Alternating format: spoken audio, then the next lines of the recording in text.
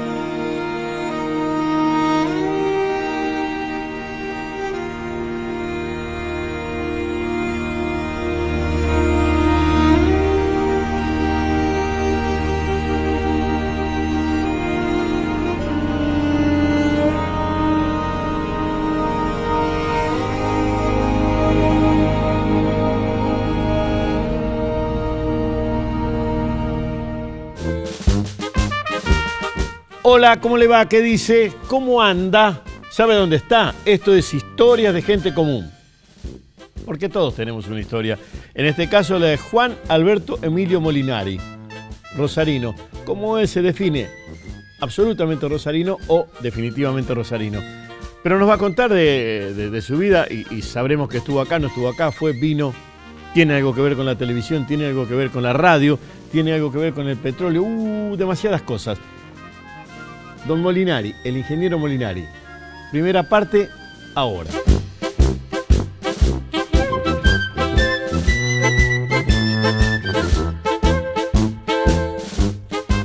Bueno, ¿cómo te llamas? El nombre completo. Juan Alberto Emilio Molinari. Juan Alberto Emilio Molinari. Emilio.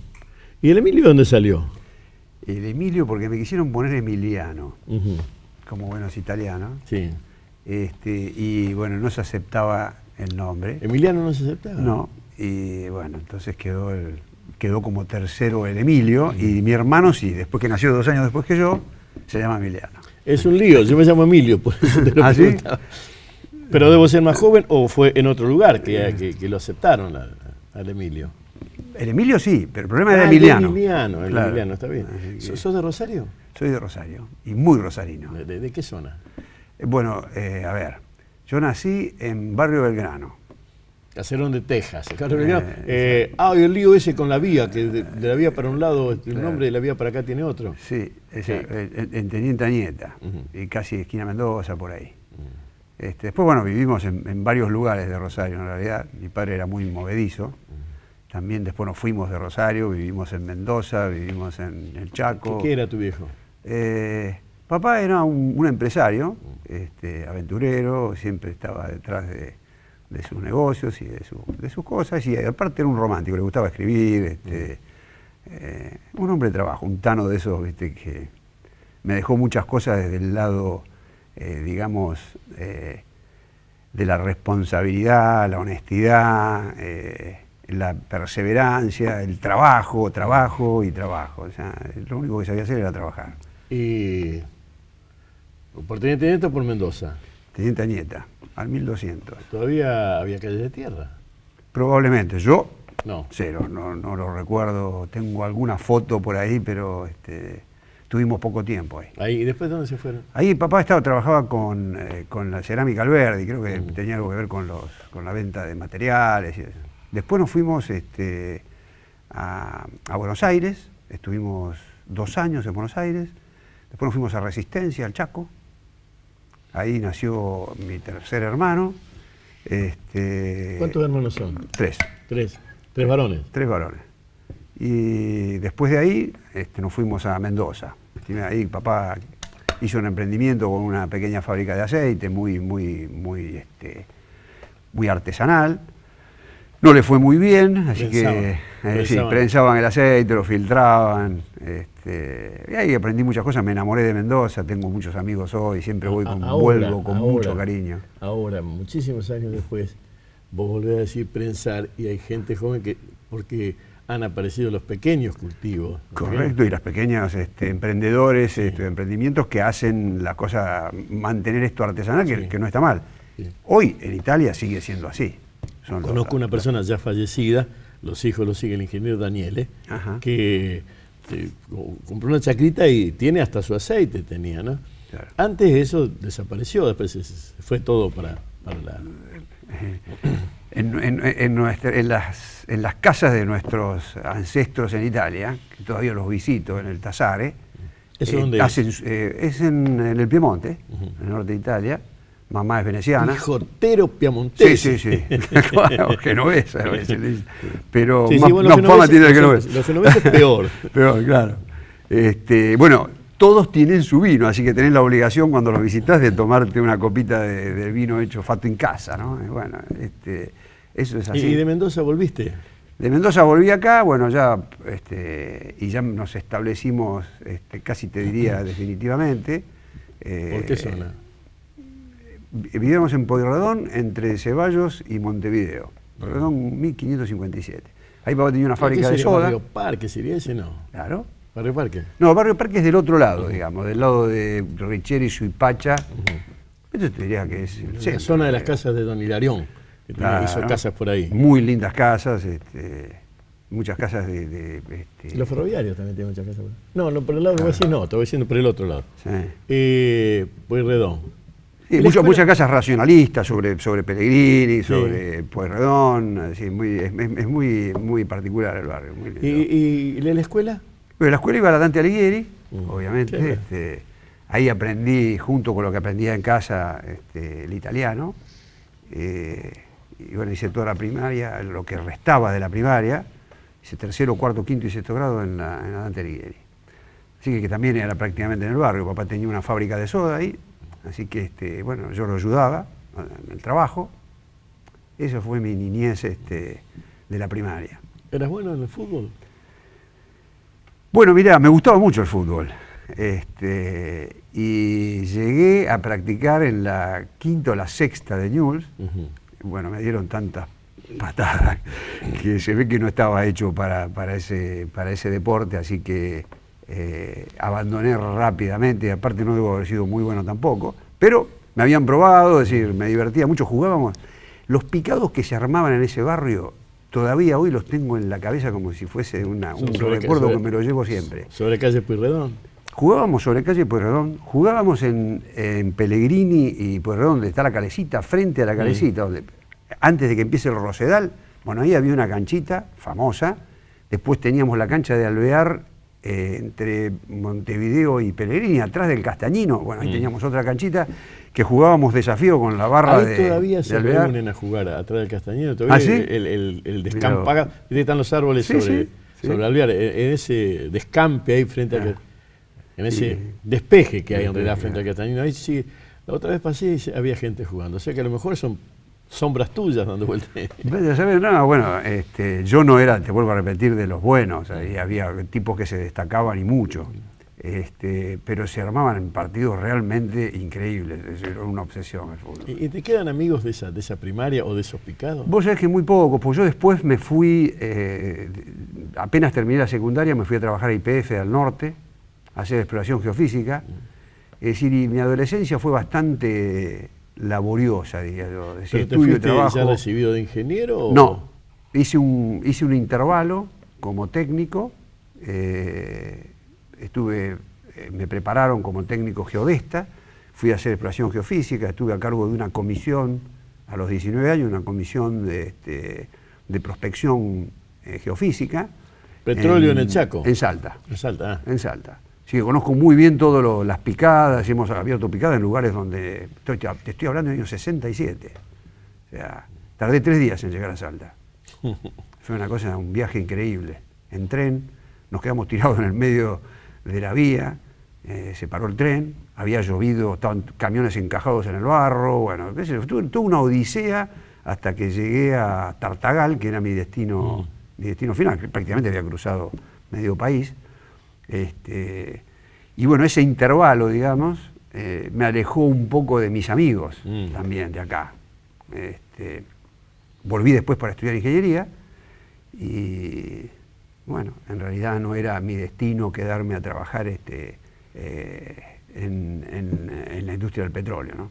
Es decir, el espectro que tenía o la proyección que tenía era corta. Me habían ofrecido una beca, el mismo YPF, en Neuquén, para estudiar ingeniería petrolera, cuando dije que me iba, y no lo acepté porque, vuelvo a repetirte, no tenía intenciones, no era lo mío. A mí me gustaba la electrónica, me gustaba la televisión, me gustaba la radio, y bueno, quizás, viste, son las disyuntivas o los crossroads que tenés en tu vida, donde tomás una decisión y esa decisión te catapulta para algo importante. Y creo que fue una decisión importante no seguir por ese rumbo. Hice una muy buena experiencia, digo que fue como hacer el servicio militar, ya que me salvé del servicio militar. Ese fue un verdadero servicio militar, porque vivimos 2 años en carpa, en los montes salteños, tuve una experiencia importante para mí. Sí, me hizo muy fuerte en muchos sentidos. Le decimos vos que es salteño, es la discusión al revés con el chaqueño palavecino, que en realidad es nacido en Salta, porque ese es el Chaco Boreal finalmente, ¿no? Pero por supuesto, parte de la línea Barilari, que se llama, es la división entre el Chaco y Salta. Hay una picada que se hizo ahí, que era la 30050, que era una picada que se hizo de exploración geofísica en el límite de las 2 provincias. Después, bueno, ¿encontraste petróleo? Bueno, en realidad nosotros no encontrábamos el petróleo, lo que hacíamos era toda la registración sismográfica. Después de eso se hacía una prospección en unos planos que se dibujaba, digamos, el subsuelo terrestre y se buscaban las fallas geodésicas donde se podía acumular petróleo. Tuvimos un lugar que estuvo en el área nuestra que se llamaba Nuestra Señora de Talavera, que ahí se hizo un pozo de 4.500 metros, pero fue papa, no encontraron nada. Así que, pero en realidad nosotros no éramos los buscadores de petróleo, porque la búsqueda de petróleo es una cosa bastante compleja, digamos. Tiene distintas etapas e investigaciones. Y mientras estabas allá, bueno, te fuiste bastante jovencito. ¿Qué tenías de Rosario? ¿Qué habías dejado? Y había dejado a mi familia, a mis padres, a mis hermanos. El arraigo... ¿La única familia es tu viejo, o tu viejo tiene hermanos, y tu vieja tiene hermanos? Bueno, toda la familia de mi padre estaba en Buenos Aires, y la familia de mamá en Italia. Mamá estaba con su... ¿Qué apellido es el de tu vieja? Biasón. Biasón. Biasón, es veneciana. Así que bueno, a esa edad en realidad mirás siempre para adelante, es más difícil mirar hacia atrás. Igual la familia y el desarraigo es fuerte. O sea, el desarraigo creo que era la peor parte de la cosa, sobre todo para estando viviendo en un monte y estando prácticamente desconectado de la civilización. O sea Así que el agua corriente era confort para vos, pensar en el agua corriente. Nos teníamos lo que se llamaba un chulengo, que era un camión que llevaba 5.000 litros de agua y lo llevábamos con nosotros, así que a veces estábamos 10, 15 días metidos en el monte. Vivíamos en carpas con piso de tierra, la lona esa como las del ejército, verde, que no eran las carpas de ahora, nada que ver. Las transportábamos con nosotros, así que bueno, ahí estaba la vida de esos 10 o 15 días, ¿no? El agua corriente sí, no existía, nos bañábamos con el agua que salía del camión. ¿Cocinaba tu vieja? Sí. ¿Cómo es el nombre de tu vieja? Ana. Ana, y todavía lo hace. Sí, va a cumplir la semana que viene 89 años. Y sí, todos los martes como con mis amigos y yo creo que les gusta todo lo que hacemos, ¿no? Lo que preparamos y qué sé yo, entre nosotros. Pero el momento más importante es cuando llega el postre de la nona. Y la vieja sigue cocinando sus tortas y sus pastafrolas y sus budines y bueno, el gusto de tomar el café con su pastafrola es algo importantísimo en la ceremonia semanal. ¿Cuántos hijos tenés? Tengo 5. ¿Alguno adhiere a las comidas de la nona o todos? En general ahora viste que son más prefabricados los menús. Sí, es cierto. Nos estamos alejando, está muy cuestionado el tema de la forma en que nos alimentamos. Sí, bueno, pero claro que era mucho más sencillo aquello. Y fíjate, si la nona está con 89 y sigue preparando budines, es que la sangrecita anduvo bien. Bueno, ¿te acordás? Hay un libro como Agua para el Chocolate, ¿no? Sí. Que un poco habla de eso, de la transmisión del amor a través de algún elemento que te liga con los demás, en este caso la cocina. Y mamá sigue cocinando, y creo que eso es lo que, más que cocinando, haciendo estas cosas que las comunica con nosotros, es como que se siente que está, que sigue aportando cosas a la familia, y es decir, una forma de comunicarse, ¿no? Para mí en eso, mirá lo que terminamos hablando. Sí. Hay dos muertes. La primera muerte es cuando uno se desconecta. Claro. Si uno se desconecta de todo lo de alrededor, es la muerte que nota nosotros. La otra, en algún momento llega, ¿no? ¿Y comidas? No, de aquella infancia. Sí, bueno, a ver si te tengo que definir eso. Porque los hogares son parecidos y diferentes. Mamá amasaba, hacía tallarines, comíamos, mamá era la que llevaba la cocina en casa, y se comía lo que hacía ella. O sea, nosotros no teníamos comida prefabricada, seguro. Eso yo te lo digo. Quizás las salsas eran un poco importantes. Yo digo, mi estómago hoy no las resistiría probablemente. Sí, sabés, sí. Pero sí, era. ¿Y cuando volviste a Rosario, qué encontraste? ¿Fuiste a la misma casa de Pueyrredón? Fui a la misma casa de... No, ya volvimos, estábamos en la calle Suipacha.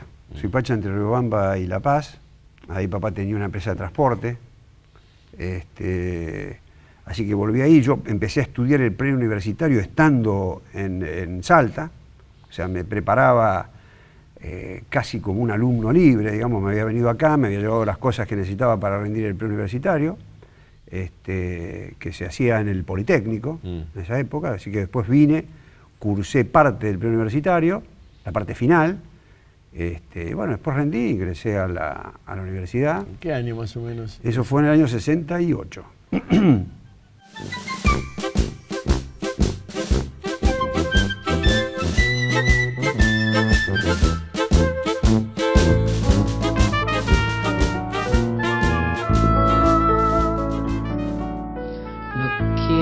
Que me mire si no sabe que no soy uno más entre los muertos.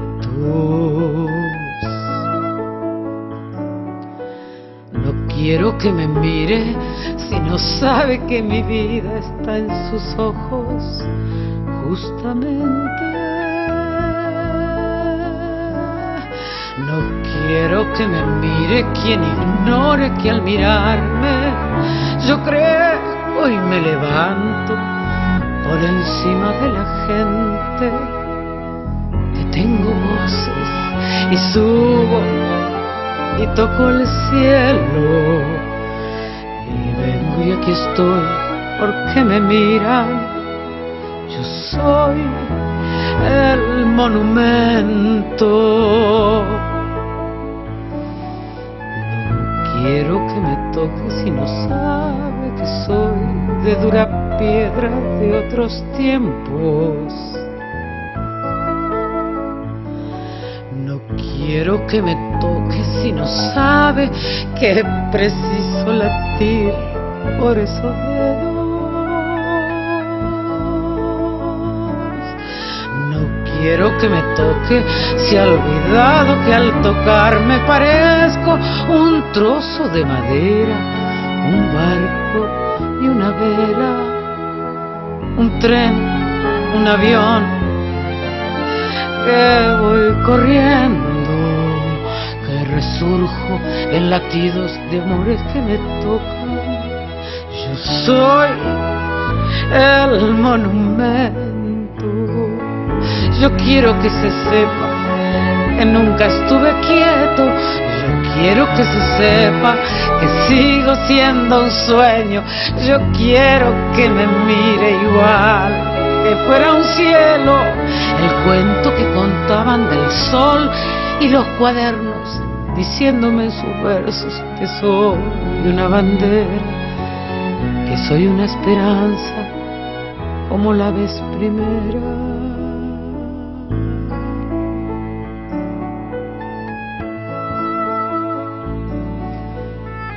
No quiero que me mire si no sabe que mira su rostro en un espejo.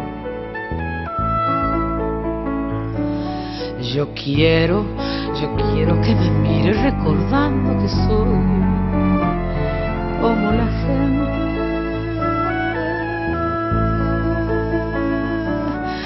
No quiero que me toque, se ha olvidado la historia de mi cuerpo, compuesto de ilusiones, amores y recuerdos, ejércitos y madres y trigo y un labriego que me soñó diciéndole en su puerta: soy Juan, tu monumento.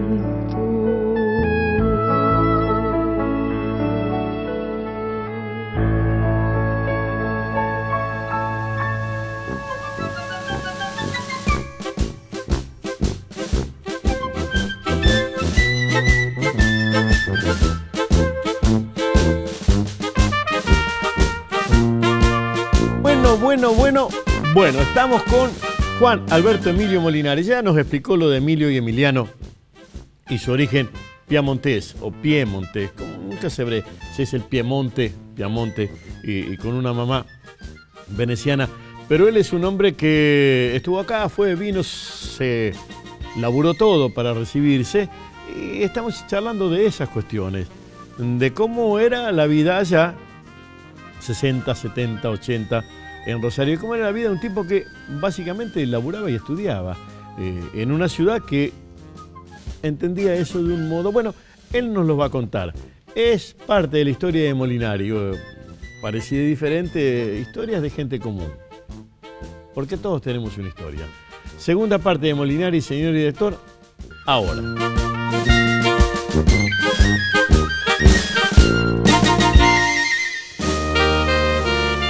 Ya había pasado, ya se habían ido los radicales, el golpe de 66.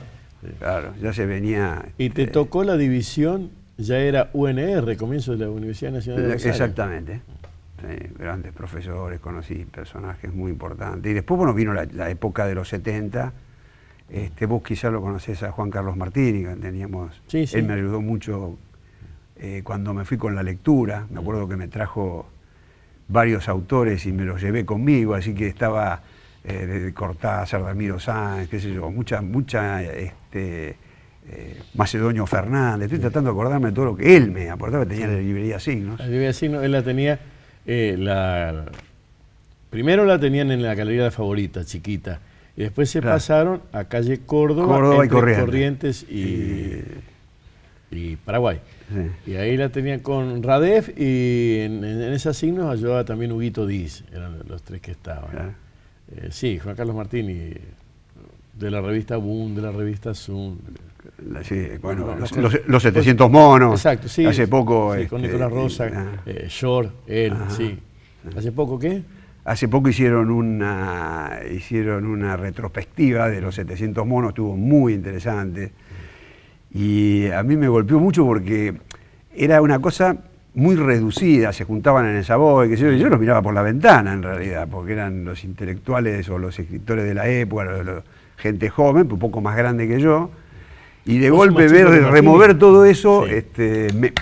Me volvió a comprimir, digo yo, ¿no? O sea, toda esa separación que tuve de la ciudad en la época que me fui, un poco me volvió todo a la memoria. Me encontré con Juan Carlos Martini, que no le gusta que le digan Carlos. Sí.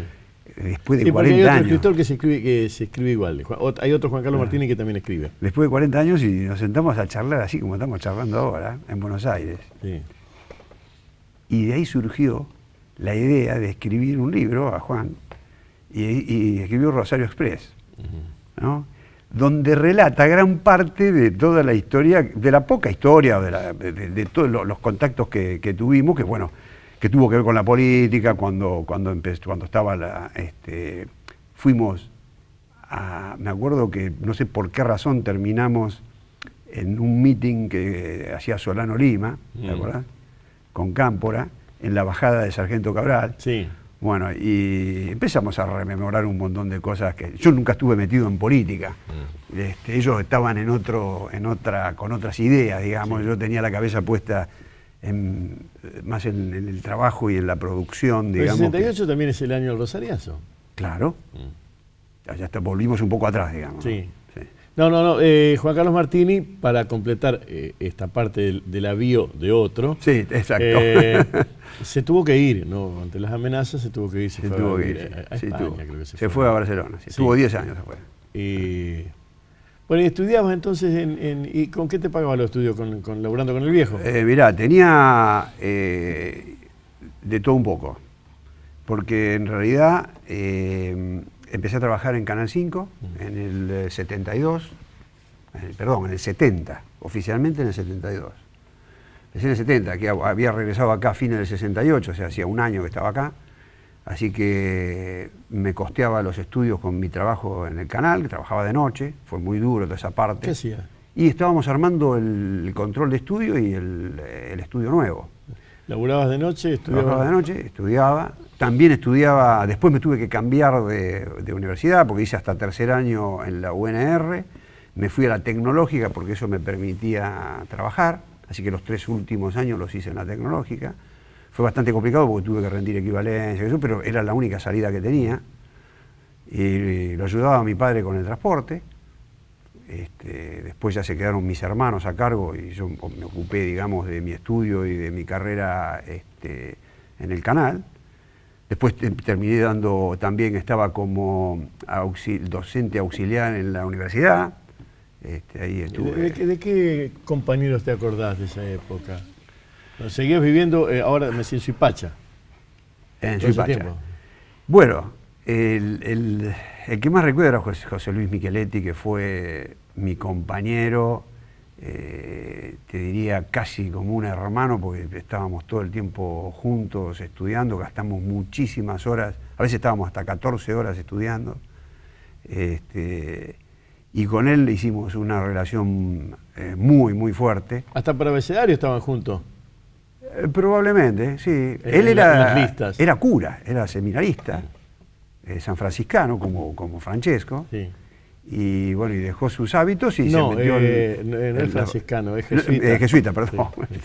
No armemos lío. No armemos lío, sí. Se llama jesuita. Francisco para empatarlo. Sí, para empatarlo, tal cual. Así que la cuestión fue que,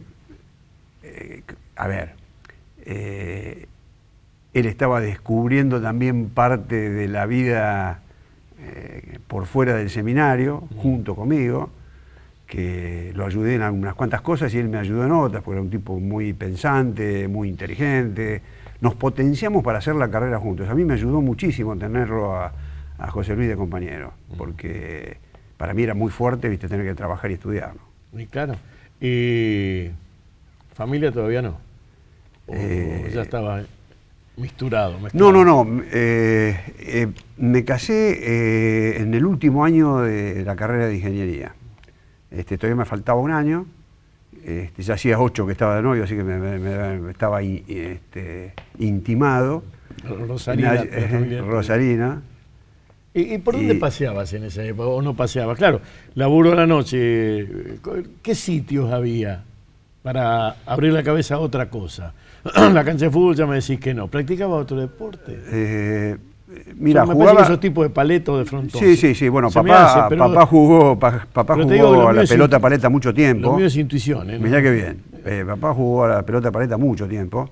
Me llevaba a mí. Íbamos al Club Olímpico, que estaba en la calle Corrientes, entre Montevideo y Pellegrini. Sí, ahí aprendí a la vuelta del Sol de Mayo. Claro. Ahí aprendí a jugar a la paleta. Así que seguí con eso. Podría haber aprendido alguna otra cosa en el Sol de Mayo. Era bravo. Sí. Había que ir blindado al Sol de Mayo. El San paleta. Martín también. Sí. Y después, bueno, jugué un poco al tenis. Nunca fui bueno para el tenis, pero lo usaba como una puesta a tierra, como ejercicio. En esos años la universidad, y más ingeniería, poco sexo femenino. Pocas mujeres Sí, estudiando ingeniería. teníamos una... No sé si no estaba Liliana Gurdulich, que debe andar... No, puede ser. de Una compañera, generacional. Marcela, no recuerdo el apellido ahora, se recibió de ingeniería electrónica. En la UNR era eso. En la tecnológica no. Así que sí, pocas mujeres, ¿verdad? Pero, Ese ¿los era un sábados detalle. cómo eran? ¿Cómo eran los sábados? Qué buena pregunta. Lamentablemente yo estaba muy ocupado con mi trabajo. O sea, realmente anteojera. estaba así. Tenía un poco, tuve un periodo muy fuerte de trabajo. En un momento yo te llegué a tener 3 trabajos. ¿Cuáles? O sea, ¿Cuáles? me A ver. ocupaba, hacía 3 cosas a la vez. Porque Estaba en... claro, tenía la universidad donde... Sí, era ayudante. Donde daba clases, era ayudante.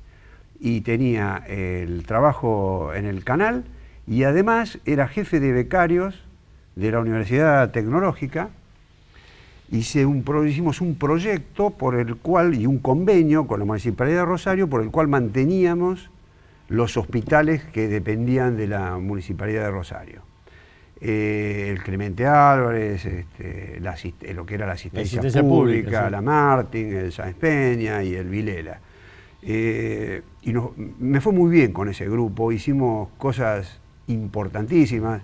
De ahí salieron varios de los... ¿Recordás alguno de esos muchachos? Sí, Mauricio Córdoba fue uno de los que después se proyectó de allí, tuvo una fábrica que hacía incubadoras para chicos, exportó equipamiento que fabricó producto de los desarrollos que hacíamos. En fin, no sé cómo llegamos ahí, pero... en los 3 laburos, estamos ahí. Claro, bueno, y eso también me llevaba tiempo, tenía que... A veces dormía 3, 4, 5 horas, terminé anémico. Por eso cuando vos me preguntás, ¿viste? A veces me da un poco de cosa pensar que no me dedicaba tanto... ¿Cómo arrancamos? Yo te dije cómo eran tus sábados. Quizás eso me hizo un poco más estructurado y adusto, porque, ¿viste? Me faltó un poco en esa época de tiempo para mí. Te faltó un poco de joda. De joda. Sí. ¿Y qué calles recordás de Rosario de, pongamos, 70? De los 70, bueno, y Córdoba, será por el Rosariazo y la Pobrejita, qué sé yo. ¿Cómo era Córdoba? Bueno, tenía el macadam. Claro, 9 de julio que tenía las vías, 9 de julio me acuerdo mucho porque íbamos y le poníamos para las fiestas, hacíamos una mezcla con azufre, potasio, carbón, potasio y sal. azufre, sí. Y buscábamos, primero eran tapitas de cerveza o de cerveza y bueno, le sacábamos el corcho de adentro, lo poníamos ahí, lo metíamos en la vía y explotaba. Y después terminábamos con latas de betún. Y hacíamos saltar en la media de la vía, bueno, a veces nos corrían los motorman. Bueno, 9 de julio era nuestro campo de accionamiento, me acuerdo mucho de esa calle. La calle Ceballos.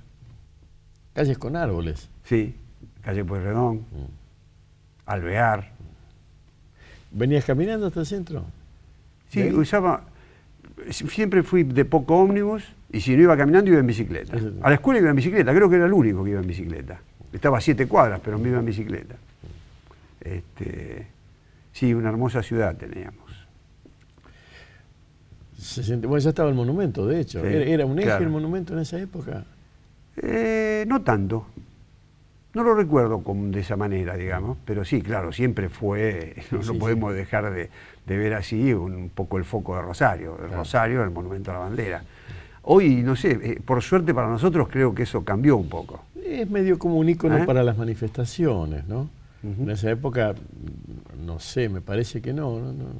Yo no lo recuerdo como un ícono para manifestarse en esa época el monumento. Y después las calles del Parque Independencia, pero pues íbamos a pescar al laguito. A pescar al laguito. Con alfileres Sí. y pan, y mientras los guardias se distraían, de atrás de las palmeras, de algún lado, pescábamos peces de colores, y los poníamos en una pecera, bueno, era una diversión, travesuras de chicos. Y después, bueno, las carreras, después llegaron las carreras que primero las miraba a través de las piernas de los mayores, y que empezaron en el 47.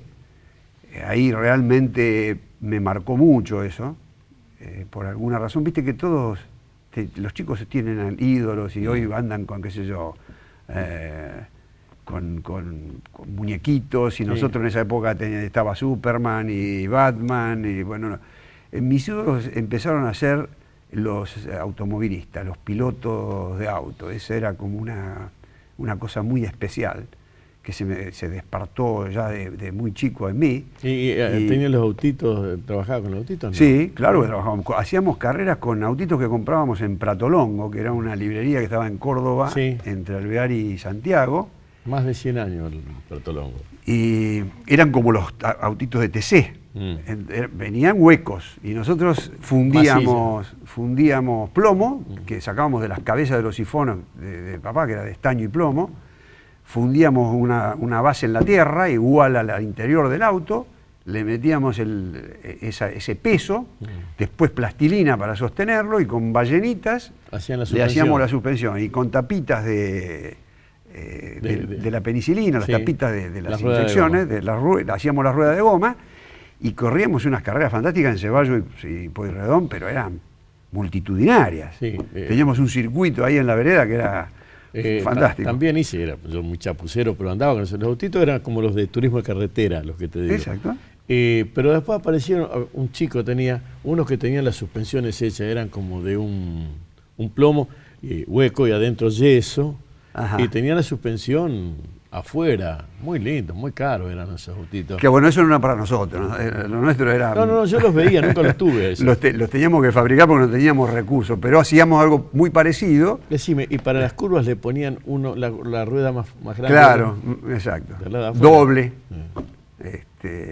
Era lo que perdía la vida. Y usábamos la ranura de las... Tenían que ser veredas muy particulares, que eran las que tenían los pancitos esos como si fuesen cuadrados. Sí. Y se armaba una línea donde apoyaba la rueda, bueno, y ahí es donde armábamos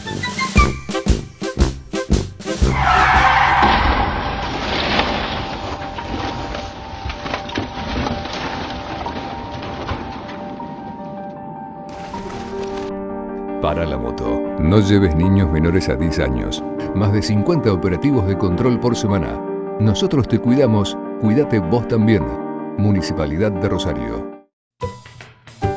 Ponele magia a estas vacaciones de invierno. Prepárate para volar, imaginar, correr, soñar, crecer y disfrutar con una increíble agenda de actividades para grandes y chicos. Mucha naturaleza, diversión y cultura para todos. Visita www.rosariocultura.gov.ar y www.santafe.gov.ar/cultura. Municipalidad de Rosario, Gobierno de Santa Fe. Tercera y última parte de la historia de don Juan Molinari, o el ingeniero Molinari. Historias de gente común. Porque todos tenemos una historia. En este caso, la de Molinari.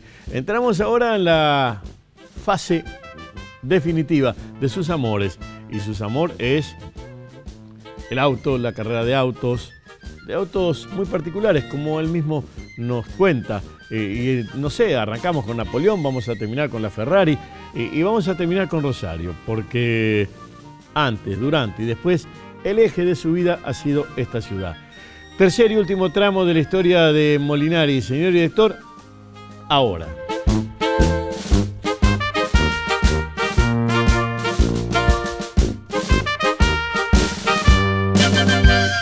De ahí pasaste los autos, quizás, bueno, sería una exageración decir que pasé de ahí, pero era un entusiasmo muy particular que tenía por el automovilismo.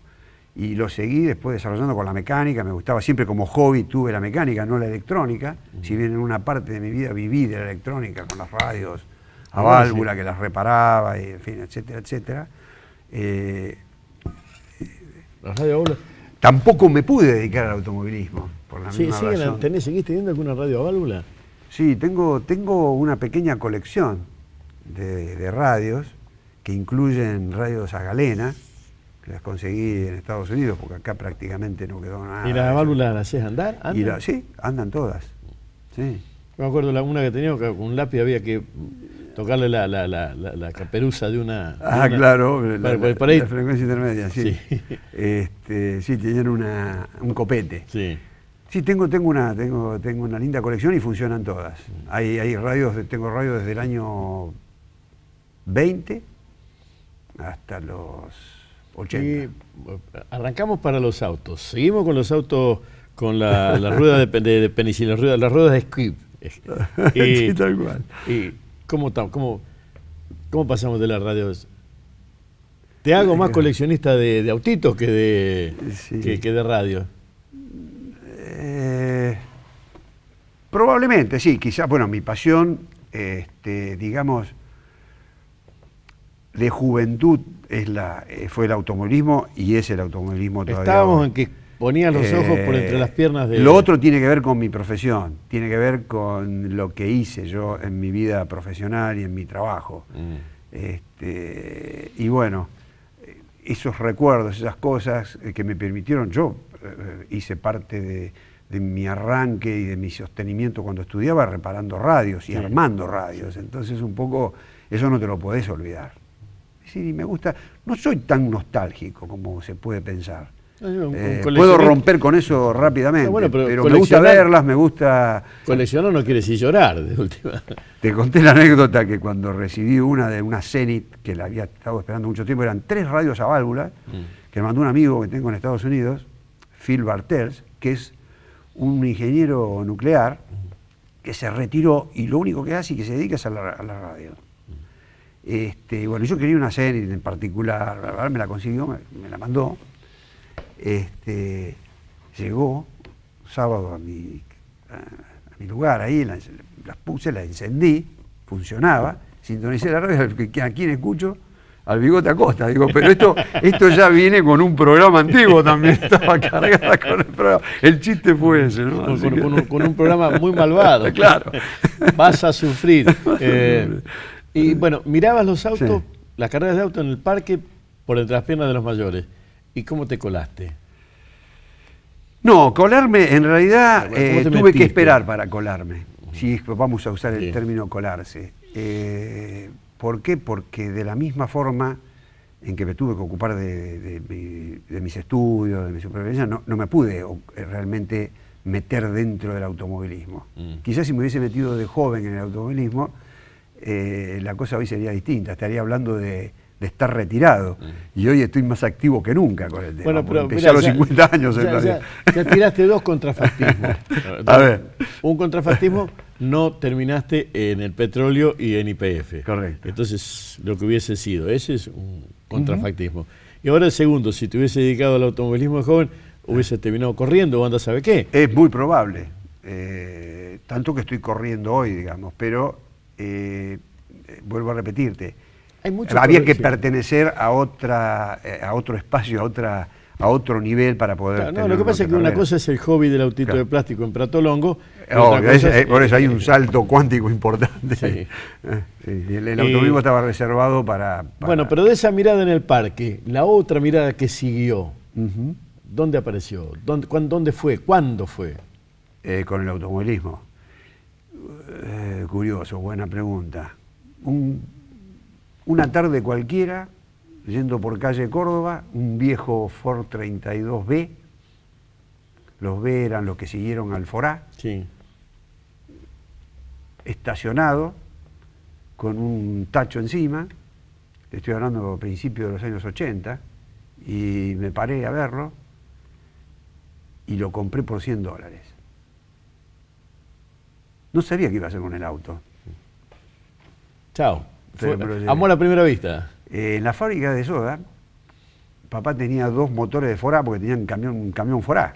Así que yo le metía mano, era mi entretenimiento, era cuando nadie me veía meter la mano en el cajón donde había uno desarmado. Así que tenía una cierta cosa con eso.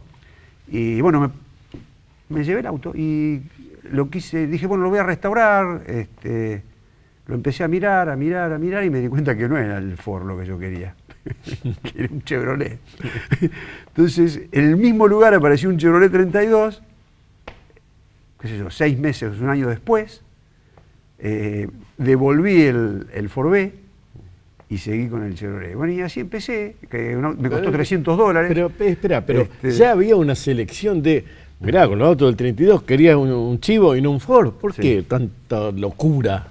No sé si era locura, porque vuelvo a repetirte, así como te lo digo, primero apunté para un lado y después se me ocurrió que no era lo que me gustaba, vibraba mucho, me llevaron a dar una vuelta en ese 32 que estaba todo desvencijado. No estaba impecable, había que hacerlo entero, pero como tenía toda la carrocería de madera, no hacía ruido. Cruzamos la vía y era una cosa así, con 6 cilindros contra los 4 del otro, era mucho más suave el andar, me gustaba cómo aceleraba, y digo, bueno, tengo estas dos, pero no me podía quedar con los dos. Entonces, bueno, entregué uno y me quedé con el otro. Y ahí empecé, lo llevé a casa, lo empecé a desarmar, estuve como 8 años, hasta que lo puse en funcionamiento y lo dejé en condiciones de andar por la calle. A mí me dicen, hablando de esto, que vos pedís un repuesto y ese repuesto existe en el mundo, que solo en Argentina no hay, de estos autos. ¿Repuestos originales? No es tan así, depende de qué estás hablando, de qué tipo de auto, de qué... Sí, autos podríamos poner, otra vez las comillas, de colección porque nadie anda por la calle con un 38, digamos. Sí, lo que pasa es que es muy amplio el espectro, ¿viste? Hay autos que se han fabricado muy pocos, que no han venido a la Argentina, que entraron después con producto de la libertad en poder importar algún auto de colección. Entonces acá no hay rastro. Pero entonces, porque ya me volviste loco. De la carrera de auto pasaste a la colección. No, vos pasaste. Pero sí, bueno, vivimos bastante, ¿no? Entonces tenemos un montón de cosas en el camino. Está bueno eso que te enamoraste a primera todo vista. Todo está vinculado. En realidad, cuando hablamos de automovilismo, ¿viste? Que al que le gustan los fierros, le gustan los fierros. O sea, no importa cómo vienen. Siempre tenés alguna selección o alguna preferencia. 8 años acomodándolo. ¿Y en esos 8 años te metiste en otros autos? ¿Qué? ¿Cómo fue? ¿O solamente con ese chivo? No, con ese chivo. Después, sí, después con el tiempo tuve acceso y posibilidades económicas de hacerme de otros autos, y compré otro, y bueno, y armé una pequeña colección, porque no tengo una colección... Vamos de nuevo. Cuando eras estudiante, arreglabas radio para ganarte unos mangos, y terminaste con la chinche. Pero con esto es al revés. Con los autos en realidad gastaba la que me sobraba. Sí, esa es la diferencia. Es decir, con los autos con autos viejos o antiguos no ganas plata, seguramente. Probablemente tampoco la vuelvas a recuperar nunca. A ver, ¿cómo es eso? Claro. Es decir, lo lindo de eso, de la parte, digamos, de los autos vintage, para mí era restaurarlos. Era trabajar, buscar las piezas, ponerlas en su lugar, estudiar el carrocero. Me gustaban mucho las carrocerías, por eso lo del Chevrolet, que era una carrocería hecha por Fischer. Fischer era nieto del carrocero de Napoleón. Fischer fue el carrocero de Napoleón. ¿Qué le hizo a Napoleón? Le hizo la carroza. Hay varias carrozas. Una de las carrozas más importantes, la carroza más importante de Napoleón la había hecho Fischer, carrocero francés. Que después se fue con los nietos hasta... Claro, de los nietos se movieron. Uno de ellos, que estaba en Estados Unidos, fue el que lo reclamó la General Motors en el 29, que fue cuando se produjo la gran recesión en Estados Unidos, y para que vos tengas una idea, fabricaron 419 autos.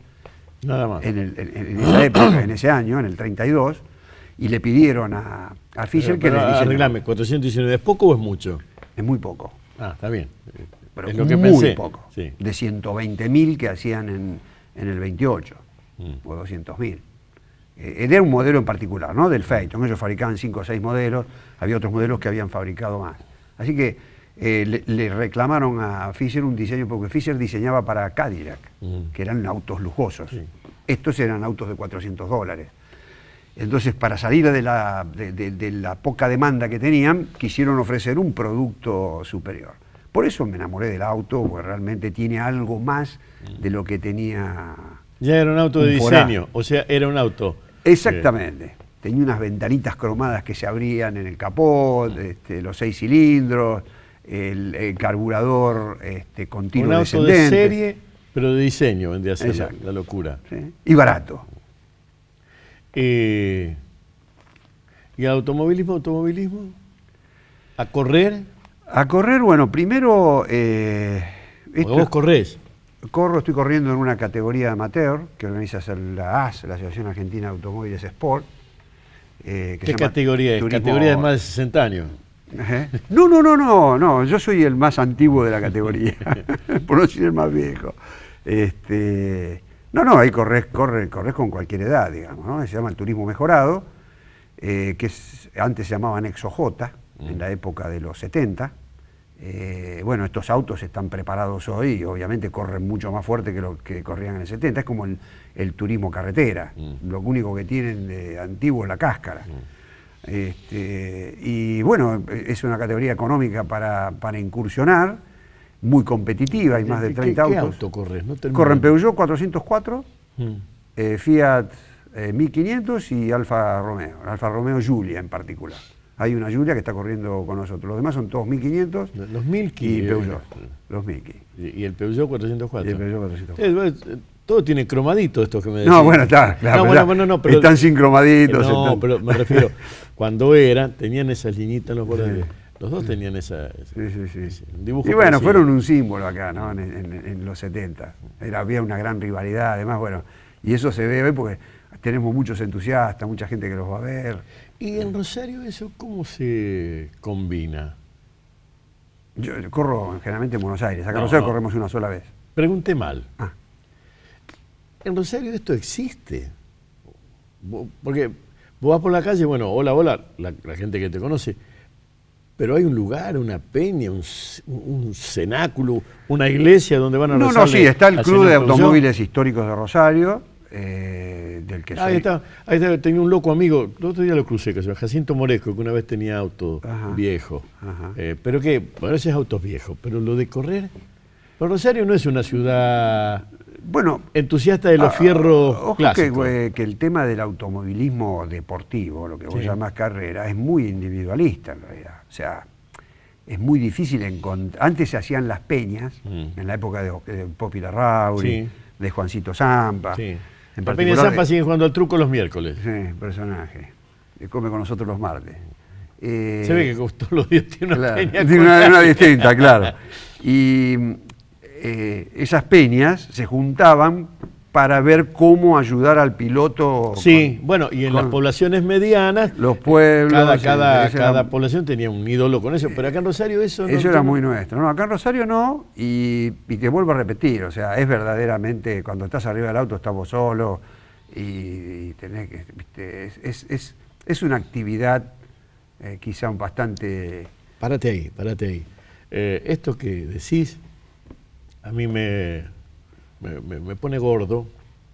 No tiene nada que ver con esto, pero como mi cabeza ya asocia libremente, yo durante mucho tiempo dije, lo sigo diciendo, que Reutemann, como político, era un corredor.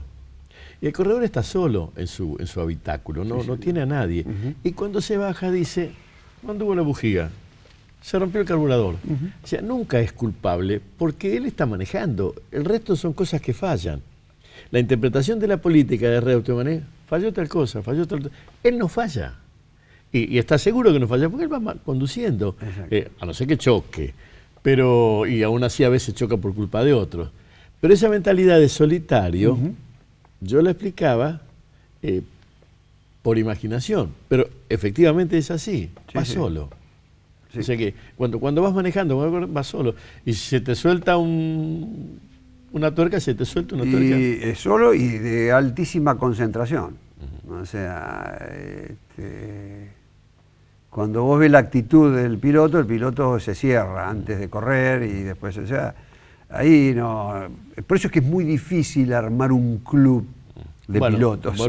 Pero siento que sean veteranos o retirados. ¿Y en cuántos lugares del país corren?